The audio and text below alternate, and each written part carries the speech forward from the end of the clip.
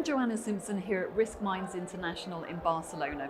Joining me now is Joe Paisley, President at GARP Risk Institute. Thank you very much for joining me today. Thanks for having me. And please just start by telling me, how are you finding the conference so far?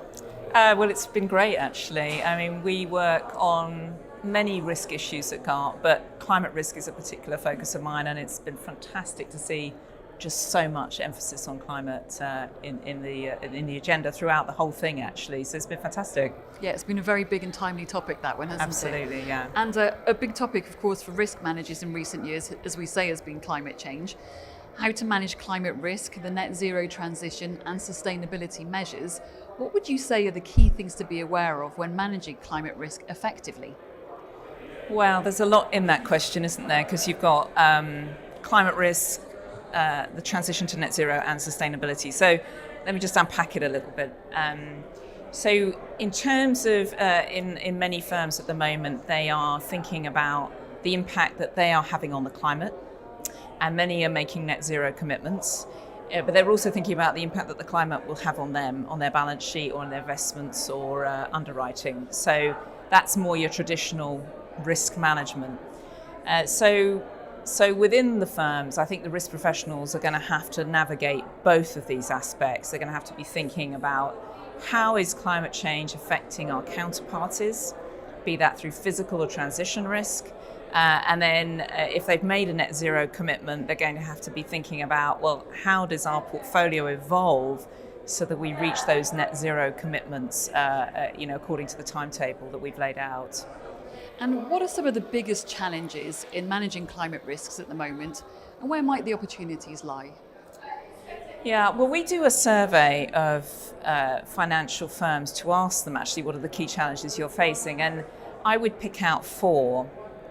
The most sort of commonly cited challenge is data. If I had £1 for every time somebody said data, then well, I wouldn't be that wealthy, but I'd be reasonably wealthy. And that's just a matter of really prioritizing your focus. Don't try and cover everything, but really hone in on where the risks really are. So data is a big one. Modeling is another big issue, and that's partly related to the lack of data, lack of back data. So there, I think there are various ways around that. You can do benchmarking, you can collaborate with others. Regulatory uncertainty, that's the third one. That's a big issue for many firms. Regulators all around the world are focused on climate, but they're all doing it in slightly different ways. That's a big issue, particularly for the global firms. And then staffing. Where do you get the expertise? Where do you build the capability? So there, that's kind of close to my heart at GARP, where risk education is absolutely critical, bringing teams together, building that capability and training them. So they're probably the four main challenges. In terms of opportunities, well, there's masses of opportunities in terms of commercial opportunities, because if you think about the world going towards net zero, I mean, everything's got to change.